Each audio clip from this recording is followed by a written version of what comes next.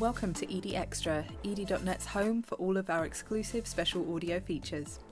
As more voices, businesses and initiatives join the conversation on environmental sustainability and tackling the climate crisis, ED Extra cuts through the noise. We'll be asking the big questions about the hot topics, profiling seasoned leaders, and getting out and about, taking you to the heart of the action with on-site recordings from site visits and events across the world.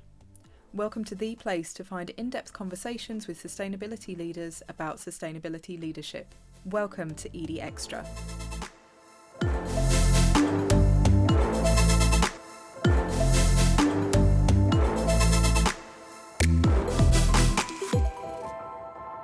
Hello and welcome along to this podcast on ED Extra, ED's dedicated home for all of our special audio features. You're listening to the voice of ED's content editor, Sarah, and it's my pleasure to be your chair for this episode, which we are hosting in partnership with Coca-Cola GB. This episode is all about water stewardship for business, so whether your business is large or small, and regardless of what sector it operates in, I hope this panel of expert speakers can provide you with some inspiration and insight. Joining me for this episode, I have Wouter Vermeulen, Vice President of Sustainability and Public Policy for Europe at Coca-Cola, Paul Tompkins, who is Chair of the National Dairy Board at the NFU, and Alex Adam, who is Head of Water Stewardship at the Rivers Trust. So I'm just going to dig straight into the topic at hand and start with you, Wouter. So I understand that you and your team at Coca-Cola GB have been working on water security for 20 years. So how has its work taken shape over time, and what does the strategy look like now? Sure. Thanks, Sarah. And happy to be here and happy to join this important conversation. Maybe as a starting point, we can make Coca-Cola without sugar. It's called Coke Zero. We can sell it in packageless solutions, but Coca-Cola without water is more challenging, right? So it will come as no surprise that for a beverage company like ours, water is a critical issue. And obviously not only just for us, but for the communities in which we operate. We are looking at the water crisis also through the lens of its interlinkage with climate change. So we are looking at a set of interlinked challenges: climate change, water stress, nature, and biodiversity loss. We understand that in England, by 2030, 7 of its regions will be regions of severe water stress, and only 1 in 7 of the important habitats for wildlife in GB is considered of good quality. So there's a lot at hand that needs to be addressed. But again, through that lens of the interplay between climate change, water, nature restoration. So as a company globally, we embarked on the journey of water stewardship, to your point, like 20 years ago. And we have learned a lot along the way. At first, our focus was indeed on improving water efficiency within our operations. I think throughout the years, we have come to learn and understand that we also needed to look outside the boundaries of our operations. And importantly, the water footprint that is related to our ingredients. So working more with farmers to help them, adhere to sustainable agriculture practices and reduce water footprint of our ingredients. So that's one important learning, and the other important learning is water is local. So we have moved away from setting one-size-fits-all global goals and strategies, but rather look for a context-based strategy. So what that means in terms of GB, we're looking at interventions across 3 main pillars: our operations, the watersheds, and the communities in which we operate. So we have a methodology called Facility Water Vulnerability Assessment that actually helps us understand the risks, water-related risks for the facilities that we operate in GB. That means we have 2 facilities, Sidcup and Wakefield, that are in high stress regions. So that we develop action plans to address, both by working on water efficiency within our operations, which remains very important, by treating wastewater before we discharge it, but importantly, to replenish the volume of water that we use in our finished beverages. So ultimately, that is our global goal. We set that goal in 2007. We met it in 2015, 5 years ahead of the goal. And we have maintained that global replenishment since 2015, ever since we're currently at 148%. And we do that through programs across the geographies that we work in and close to our facilities, like in GB, like a lot of programs that we're doing with the Rivers Trust for now almost 10 years. So it's a global goal. It's a global strategy, but it is fine-tuned to meet local context and context-based conditions. And we work towards, for our facilities, regenerative water use in the sites where we operate. And we establish that not only through internal actions, but also through the partnerships, such as with the Rivers Trust. And that's what I'm going to come on to. So not just for Coca-Cola, but for numerous other businesses that are looking for really local place-based strategies and partners. I know that the Rivers Trust is something of a go-to. So Alex, would you mind introducing the Trust to our listeners and explaining why business partnerships are so important for your work? Yeah, well, again, thank you for having me. So I work for the Rivers Trust. We are the umbrella body of the Rivers Trust movement. So we represent 65, I think it is now, local Rivers Trusts across the UK, Ireland, Wales and Scotland. We're all about wild, happy, healthy rivers valued by all. And in order to do that, we have to work at a catchment scale, because everything that happens on the land ultimately ends up in our rivers. We don't own any land as an organisation, so we have to work in partnership. We have to work collaboratively with all those people, businesses, local authorities, utility companies, etc., within a catchment to facilitate the changes that we want to see on the ground in order to have kind of healthier, happier rivers. And the work that we've been doing with Coca-Cola, actually, I think it's almost 11 years now, originally started as part of the partnership they had with WWF, looking very much at their sites in Sidcup and their supply chains, which at the time was very much focused on sugar beet in Norfolk. And that led to some, I think it's fair to say, pioneering work, working with the farming community up in Norfolk, basically supporting advisors to work with farmers to adopt best practice approaches around soil management. So it all feels a bit like old hat now, but things like cover crops, min-till, really what are these practices that could be implemented by the farmers who are harvesting sugar beet, where there was inevitably impacts from the soil loss that were going into the local chalk streams. So through the support of Coca-Cola and working directly with the Norfolk Rivers Trust at that time, there was boots on the ground to provide that technical support. So it helped farmers, but also then improved our chalk streams.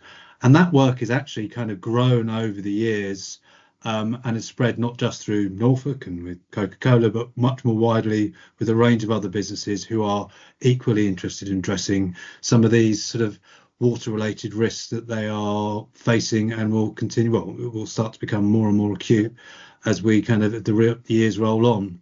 I'm sure we'll get to this, but in terms of water risks, and Wouter already mentioned this, we have some very acute risks on the horizon.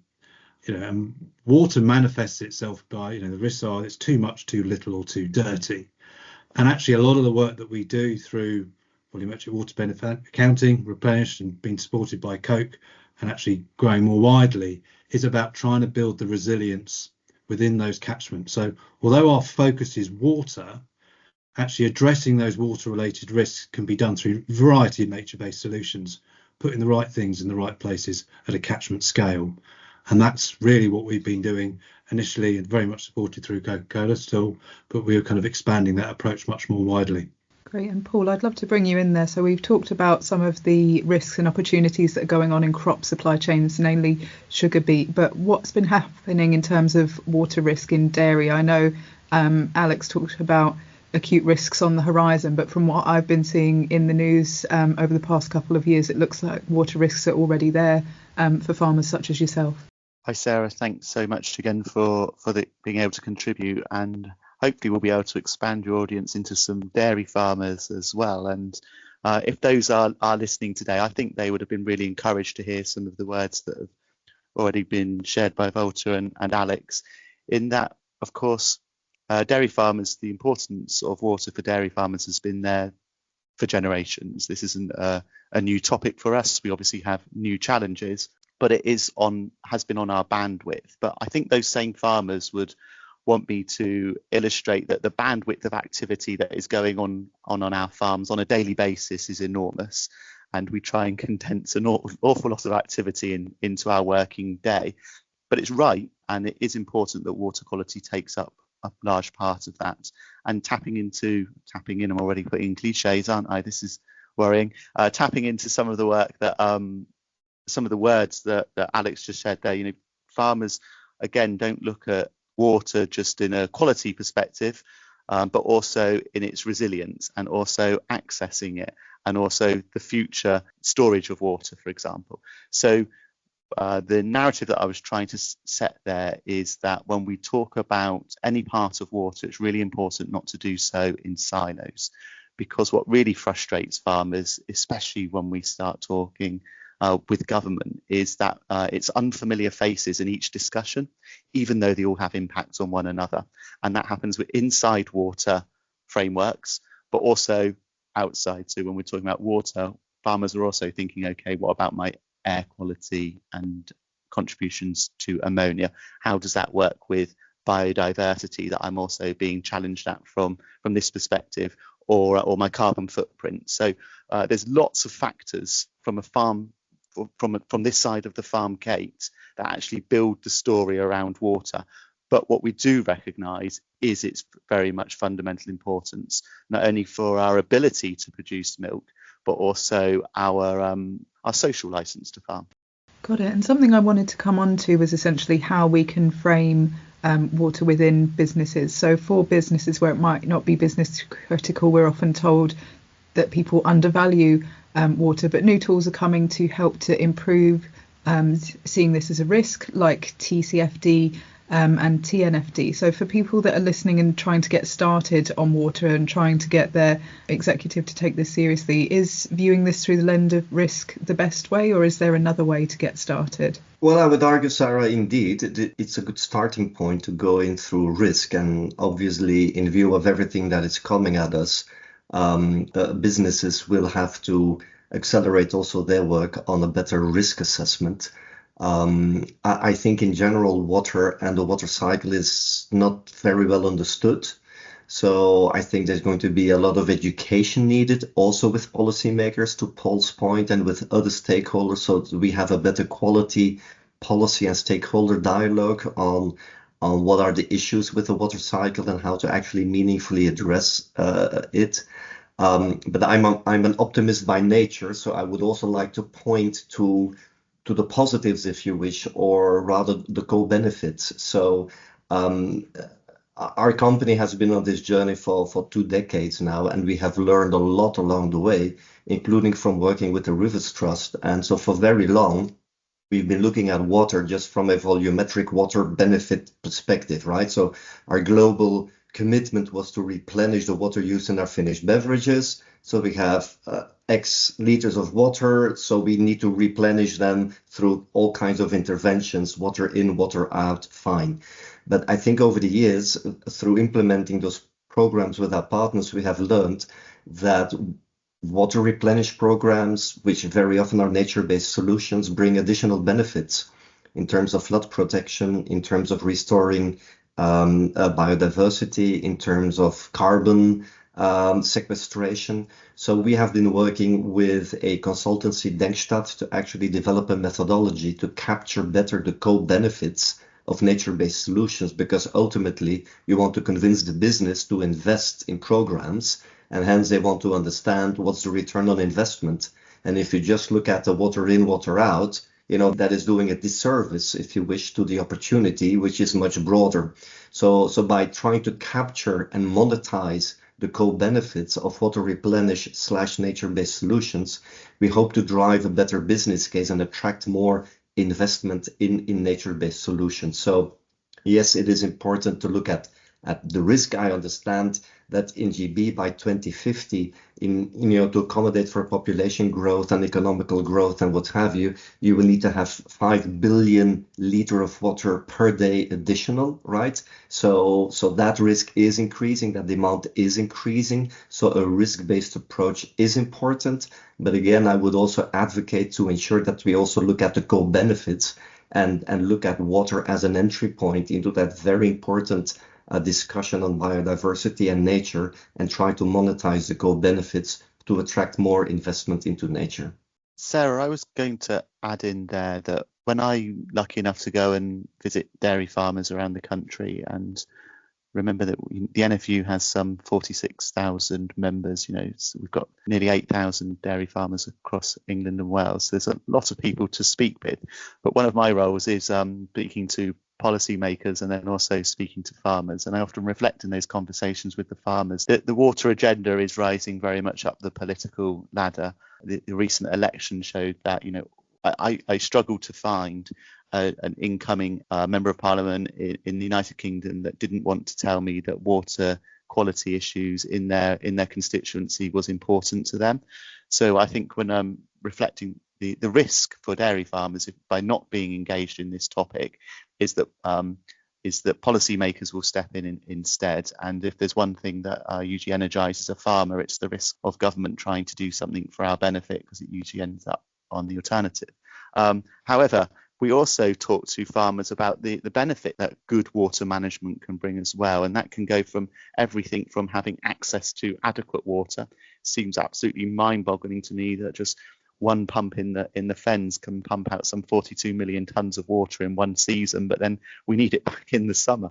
It's pumped out to sea in the winter, and then we need more water in the summer. It seems odd to me. And then also, of course, the co-benefits that good water management can bring to farmers. Things like reducing leaching. I think Alex spoke a moment ago about potential water pollution incidents, but what we could, by mitigating those, by working on ways of making sure that happened. Alex touched on, min-till techniques, better soil management. Not only do they deliver for water quality, they also deliver for business, for farm business. They deliver ultimately more profitability, because we're utilizing the nutrients that are found on our farms in a much better way. So that pincer approach, that focus that's coming from government, and I suggest is probably led by the good work that Alex and others are doing, but also that other pinch on the other side of reminding farmers what the co-benefits are of good water management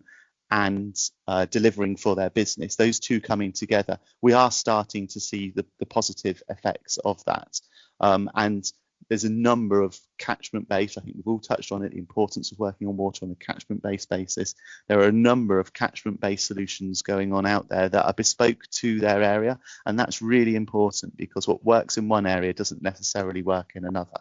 But that catchment-based approach, Alex touched on one in Norfolk earlier. We've got the Poole Harbour example, we've got the one up in on the Tyne. There's numerous different examples of where farmers, NGOs, wider supply chains are working together to deliver positive results. So I'm quite enthusiastic. Just to follow up on that point, I think that point about what's the business case, or how do those sort of sustainability leads engage their business, I think risk is probably the first place to start. And I think there is an education piece. Many businesses don't think of water as a risk, because when they turn the tap on, it's there. But if there's flooding, that starts to become large. Or if there's droughts, we know that the impact on supply chains over the last 4 or 5 summers in terms of droughts or flooding. So those risks are actually really material, and you need to look at that at a site based, as Wouter mentioned. What are the risks to our operations, be that a big factory or on a farm or whatever. But also then, what are those wider risks that are happening within that catchment that you as an organisation, as an individual, as a business, whatever, no matter how big you are, let's be honest, Coke are pretty big, can actually tackle on your own. So some of these things do require collaborative action. And within there, I think that's where those co-benefits, and it's not just the risk, but it's the opportunities. So I was on a roundtable event the other day talking with the energy sector. One of their biggest risks is actually around water temperature. Now, One of the ways you can address water temperature is by planting trees along rivers, because that creates shade. Well, we all know that one of the carbon mitigation tools is around planting more trees, more nature-based solutions. So there automatically starts to identify a perhaps not necessarily straightforward example, but where you start to take a sort of a water stewardship approach, when you start to look at these things through the lens of water and how it touches on all the different organisations, catchments, etc., how these things can link, and actually how that in turn can reinforce the business case. You know, I speak very fortunate. I speak to a lot of businesses and ESG folk who are dealing with biodiversity in one silo, plastics in another, water in another, so on and so forth. But actually, and maybe I am a little bit passionate about water stewardship, so if you start to look at this through the lens of water, and water is the currency of natural capital, if you start to look at it through that watery lens, these things all actually start to connect.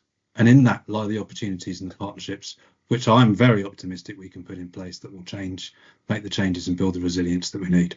Got it. I wanted to come on to partnerships because I have seen from what I see that once a business gets to knowing why water is so important for them and how they might start, they usually hit a roadblock when they realise they can't do it alone, and then they'll be seeking out partners to help deliver that. And I think that that is probably important for something that everyone's mentioned, which is that there is a need for better education and some knowledge sharing as well. So Wouter, if I could maybe come back to you for your learnings on forging an effective partnership. So how do you go about choosing a partner like the Rivers Trust? Sure. Well, first of all, as I was referencing, we are following a context-based approach. So, if you look at the facilities that are located in high risk or in water-stressed areas, well, and you're looking to plan interventions in the local watershed, then obviously the natural partners are the ones that are in that area and working across or along those watersheds. So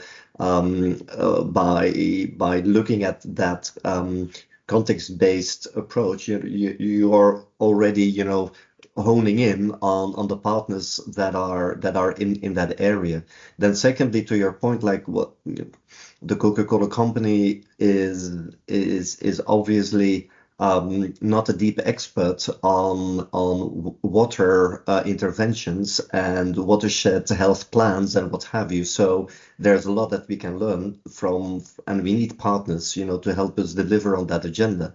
There's a lot for us to learn by working with partners. So the starting point has always been to ensure that we take sufficient time to learn and identify partners and to have a common understanding of what is the problem at hand, because our understanding of the problem or the risk may not necessarily be the understanding of our partner of the problem and the risk, right? So we have learned that spending sufficient time in discussing what we can do together, agree on where we can agree and agree on potentially where we disagree, is actually a very important phase in setting up a partnership, which then will actually enable and fast track the work that comes afterwards. So we always look at partnerships as opportunities for us to learn and to grow and to inform our strategies. So there is some kind of a feedback loop so that we evolve our strategies and approaches as our challenges also continue to advance and evolve moving forward. And Paul, I'd like to come for you for any learnings on partnerships and on spreading and sharing information. I think you mentioned something like 8,000 farmers, so that's a huge reach. And I know that the union is very well known and respected by other organisations as well. So any further advice on picking the right partner and fostering a productive partnership on water? Yeah, and they're of course just our dairy farm members, and of course every type of food production views water as an important policy area. The NFU works with some 100 odd catchment-based partnerships around England and Wales, quite a lot of them out there. And if I can inject a little bit of farmer reality into the conversation, if that's okay, I wanted to say that those catchment partnerships that work best are the ones that don't view the farmers as they view farmers as true partners in that approach. All too often, unfortunately, we do see examples of where farmers are seen as the problem rather than as a valued partner. And I truly believe that where we come together to the benefit of the of water in the big sphere that we talked about earlier that it is. That's where I see the most progress happening. But there is also a role for government here as well. We've got a DEFRA and the Independent Water Review Commission should be looking at catchment partnerships. That was an intention of in the past as they're going through the spending review and what their areas of focus are going to be going forward. I really hope that the Water Review Commission really does look at what role they can play in bringing catchment partnerships together, because there is an opportunity there for farmers to have more of a say in the water management solutions that are going to be there to help both those farm businesses and the environment. Got it. That's something I was going to come on to as well, because partnerships can not only help projects get going on the ground and enable knowledge sharing, they also often in sustainability enable effective advocacy. So instead of 8,000 different people going to different MPs with different voices, it helps to join things up. So is there a role or partnerships for effective advocacy? And if so, at the moment, what more does the private sector need from the government on water security in the UK? Well, that's a big question. I guess when you say the private sector, there's lots of different elements to the private sector. And actually, I think, I'm not just saying this because of Wouter's here, but actually the work that Coke have been doing around water stewardship and that recognition that these require collaborative solutions is actually been really quite critical in actually creating more of a shared narrative or a shared language. The things with water that Paul's already alluded to is that you've got lots of different players, lots of different areas of focus. Some might be quality, some might be quantity, some might be flood. But very often they want the same things, but they're talking slightly different language in slightly different rooms. So it's very difficult to get that shared perspective. And in order to get those good elements of partnership, you need to invest time. And that's certainly something that we've had in spades through the Coke partnership. It's been 11 plus years. We've sat in a room, we've challenged each other, we've worked through to come up to solutions. And that's required compromise. And I think a good partnership, a good shared approach, requires compromise and a recognition that not everyone is going to agree on everything, but you've got to find those shared solutions. But ultimately, I think it really requires a really shared understanding of what the issues are. And we're not quite there yet.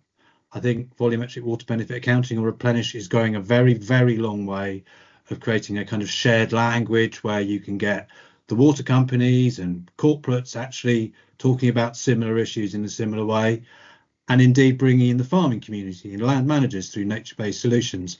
But I do think we're not quite there yet in terms of having that shared understanding of both the risks and opportunities. I would want to build on Paul's point in terms of farmers are not a problem. They should be part of the solution, right? It's really important to look at what is it that we can achieve together. And in terms of advocacy, what I find so powerful from the work that we do with the Rivers Trust as well as with partners elsewhere in Europe is that we can bring real life examples to the table and share with policymakers on how in practice nature conservationists and farmers and private sector companies can work together to the benefit of all of us, right? So I know the policy debates can be complex and complicated, and as a private sector company, we don't always want to engage in politics, but rather have a perspective on policy. But then bringing those real life examples to the table of how we have been working with farmers, on how we have been restoring rivers, on how nature and farmers can actually work hand in hand, I think that is really powerful. And that is the meaningfulness, I believe, of these partnerships, is to bring that real life perspective to the table on how we can actually overcome what people would think of as barriers, but are actually maybe not that much of a barrier. Yeah, if I can pitch in there too, in that the Agricultural Advice Hub, which has been led by the Rivers Trust, and I believe we touched on earlier, supported by Coca-Cola GB, is a really good example of how that knowledge can be shared right down to the land owners and the land users that are the farmers of our countryside. I'll give you another case study if that's okay, and that's around a project going on in the northwest where private finance has been used to invest in nature-based solutions on farms inside a particularly important catchment area. And then the utility companies are paying an annual subscription back to that finance company for delivering that model. It's a 9-year project. The farmers in the area get some of that payment. It's a really good way of answering your question that you posed for Sarah. How does private finance play a role in this? And it's sometimes about pump priming projects and finding ways about how those how the monies can be then delivered over the longer term. But that's where private companies, private finance has got an important role to play here, and I think in an ever-growing one as well. If I'm smiling at Paul's reference to that project, because actually that's the Wire NFM project, which is a natural flood risk management project, which actually won an ED Sustainable Business Award. I think it was 2 or 3 years ago. And a key driver to that work is the replenish. Actually, a lot of the investments that are being made by Sainsbury's Supermarket, who are looking at their water use and to reduce their water impact, has been driven through that replenish approach. So they are investing in that project alongside water companies, local authorities, EA and others to support those farmers in that catchment to put in various nature-based solutions, which is drastically reducing flooding downstream to the local community. And that was that's a pilot project, and we've now scaled that up, and we look to about 7 other catchments, much bigger scale, much more complexity, etc. But those principles, those drivers, that concept of collaboration, partnership, shared language around replenish and water are, absolutely fundamental to those projects that we're putting together. And that's all about driving sort of nature-based solutions, this investment in the environment, but at scale. Got it. And I think, Alex, the reason that we run our awards and host a case study library is because case studies are so important to show that these things are possible. It gives other businesses evidence that they can do it. And as we've mentioned on this panel, it sort of gives policymakers permission. It tells them businesses are already willing to act. Here's what they have done. Please help them to unlock some more of this. And we've talked there about how quickly moving this agenda is. So there are new projects proving new proofs of concepts. Risks are coming in different places at different time frames. The science and knowledge on this is changing all the time. Policies on this are changing. So with that in mind, I'd love to close out the panel by asking what a future fit business water strategy looks like. So Wouter, what's the next big focus area as you step into the next phase of your work on this issue? Well, we always have to ensure that there are 4 elements that continue to work together. So businesses need to drive meaningful initiatives and address their risks at a company level. We need to work across the value chain with our customers and our suppliers, to scale up solutions. We need enabling policy frameworks, right? For instance, we have come out as a company in support of the EU nature restoration legislation. We could talk about the necessary investments to avoid leakage. I understand 20% of the water is leaking away in GB, which is not good. And then finally, we need to bring consumers and society along the journey. So those 4 elements need to continue to play together, to go hand in hand. So we will continue to invest in our replenish programs. Wakefield is coming up. That's an important site for us, where we are also in dialogue with the Rivers Trust to explore what we can do together. We will continue to work with farmers to support precision irrigation, avoid runoff. We are interested to look what we can do together with our customers, like the Tesco's of this world and others. We do welcome the new Labour government's focus on water. It's really important. We should not underestimate how, for instance, the digital economy will have a very important impact on water. So what we are really advocating for is that all companies and industries with an important water footprint start adopting international standards, be it the Alliance for Water Stewardship or the ISO guidelines, but that is a helpful tool to get companies and industries on the journey of water stewardship. And then finally, what you will see from us, and I hope from others in the industry as well, is more consumer-facing communication on the importance of protecting water and nature restoration and bringing those messages of hope, because climate is very technocratic and very difficult to understand. Carbon sequestration, CO2 emissions, capture and storage. Nature is around the corner, right? If you open your door and you walk out, you see nature. And nature can be restored. So there is a positive. And I think in these days when people might be skeptical about climate change and are giving up on what to do, I think this is also a platform of opportunity, of hope and optimism to continue to invest in nature, and through that, demonstrating to consumers and society at large the importance of working on those interconnected challenges of climate change and nature and biodiversity loss. So I know it's a mouthful, but per the usual, there is no silver bullet. It requires a holistic approach across those 4 elements that I called out: companies, partnerships, policy, and consumers. Great. Well, I think that's a fantastic summary to bring the episode to a close on. So thank you, all 3 of you, for your time on ED Extra. I really enjoyed sharing this discussion and learning a little bit more about water. If you've enjoyed this episode, and I really hope you have, you can find all of our further episodes on ed.net or by searching for ED Extra on your favourite podcast streaming platform. But for this episode, it's a goodbye from my panellists and a goodbye from me. Goodbye. Thank you.